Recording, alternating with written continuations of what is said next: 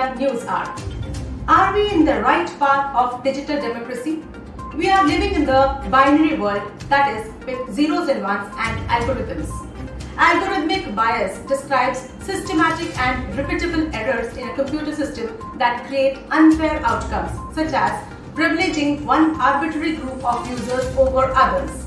Bias can emerge due to many factors, including but not limited to the design of the algorithm or the unintended or unanticipated use of decisions related to the way data is coded, collected, selected, or used to train the algorithm. Algorithmic bias is found across platforms but not limited to search engine results and social media platforms, and can have impacts ranging from inadvertent privacy violations to reinforcing social biases of race, gender, sexuality, and ethnicity. Algorithms are often considered to be neutral and unbiased. They can inaccurately project greater authority than human expertise, and in some cases, and reliance on algorithms can display human responsibility for their outcomes. Algorithmic bias has been cited in cases ranging from election outcomes to the spread of online hate speeches. Problems in understanding, researching, and discovering algorithmic bias stem from the proprietary nature of algorithms, which are typically treated as trade secrets. Even when full transparency is provided, the complexity of certain algorithms poses a barrier to understanding their functioning. Furthermore, algorithms may change or respond to input or output in ways that cannot be anticipated or easily produced for analysis. Increased algorithmic determinants and financial incentives that favor competition over collaboration, the core strengths of our democracies, will have eroded. Citizens will be more vulnerable to misleading information and will be served the kinds of content that capture their attention. A report says by 2030, democracy will still be caught in a dilemma of freedom versus intrusion. So, let's look into today's headlines in VARINDIA. Amazon starts e-pharmacy in India as online drug sales grow. Amazon.com Inc. launched an online pharmacy on Friday in India to serve the city of Bengaluru, the latest move by the e-commerce giant to widen its reach in a key growth market. With this, Amazon Pharmacy will soon offer deliveries across the city. It will offer both over-the-counter and prescription-based drugs, as well as basic health devices and traditional Indian herbal medicines.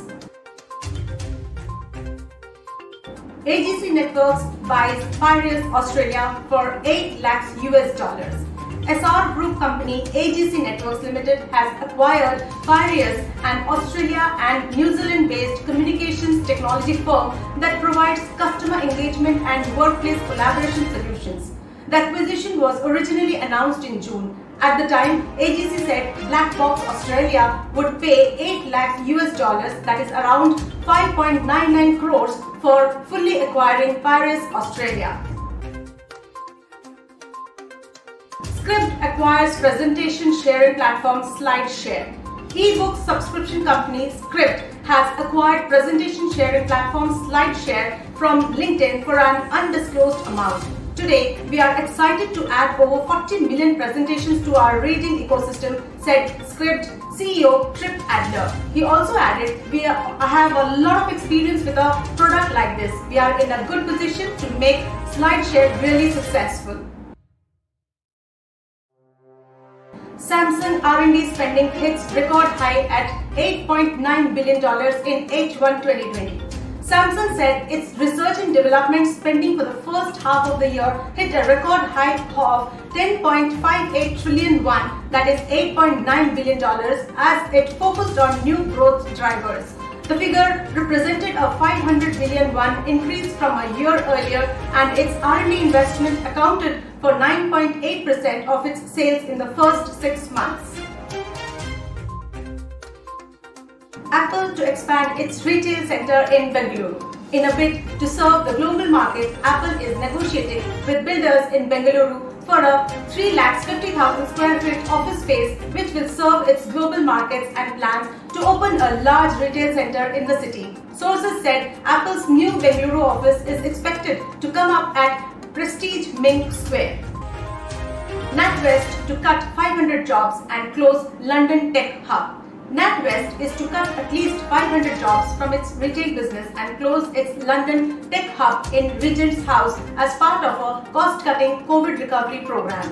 The state-backed bank is finalizing a voluntary redundancy round targeting cutting 550 full-time equivalent roles across its branches and premium banking premium service union Unite told Reuters. A NatWest spokesperson confirmed the redundancy process. Atmanirbhar Bharat at center of Modi's Independence Day speech.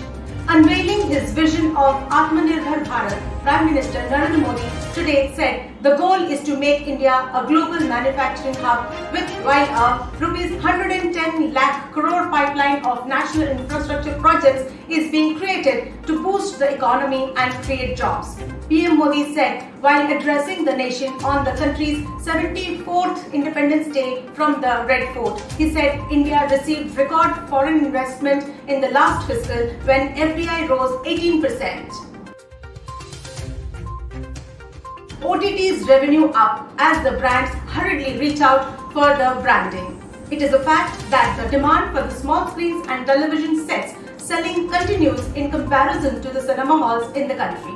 Brands are scouting for partnerships with over-the-top, that is OTT platforms, to cash in on direct-to-digital movie releases, a formula that has proved a hit during the pandemic. India has been the fastest to warm up to digital media, and this has paved the way for massive growth of OTT segment. The COVID-19 crisis has amplified the numbers, and the most millennials consume this content on their smartphones. Fortis to rebrand itself as Parkway. Leading hospital chain Fortis Healthcare will now have a new name, that is Parkway, a brand that Malaysian healthcare major IHH owns. Its diagnostic arm SRL will also look for a new brand name and logo. The current brand license agreements will expire in April to May 2021. The company clarified that the change of name would be subject to requisite approvals and directions from the Supreme Court and other regulatory authorities.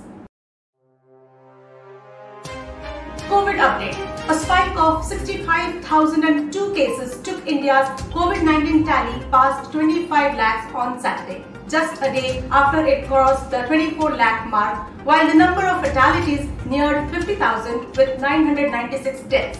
As per the ministry, 18.08 lakh people have so far recuperated from the disease, pushing the recovery rate to 71.61%. India has been reporting over 60,000 cases daily since August 7th, barring August 11th when the country registered 53,601 new instances of the infection. To sum up, it is expected by 2030 about 75% of the world's population will be enslaved by artificial intelligence-based surveillance systems.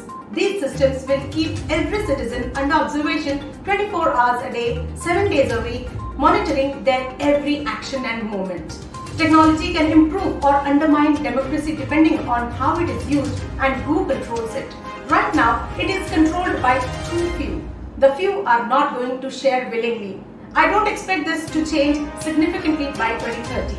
We have seen how Google, Facebook, Twitter and Amazon cornered culture and undermined democracy. Social media will continue to enable new and more sophisticated forms of propaganda and disinformation. Artificial intelligence will enable deepfake videos that average citizen will be taken in by. Facebook, YouTube and Twitter will continue to enable this content in their unending chase for revenue. Politicians will make noises about regulations, but since these platforms will become their primary source of advertising and publicity, they will never commit to the elimination of safe harbor and other rules that protect the social networks. Having said that, in this era of evolution, for many years, I truly believe that the internet would bring greater access to information that would strengthen democracy. At the time of independence, at 1947, we spoke about the Swadeshi movement, and after 73 years, we are again talking about the same to become Atmanirbhar Bharat. Only the presentation and penetration remains changed through this digital movement. Wishing you all a very happy 74th Independence Day. Let's wind up for the day, but do not forget to like, share, comment and subscribe to War India News Magazine. Please download the War India app for the latest news and updates, which is available on Google Play Store. Stay tuned for more updates. Thank you.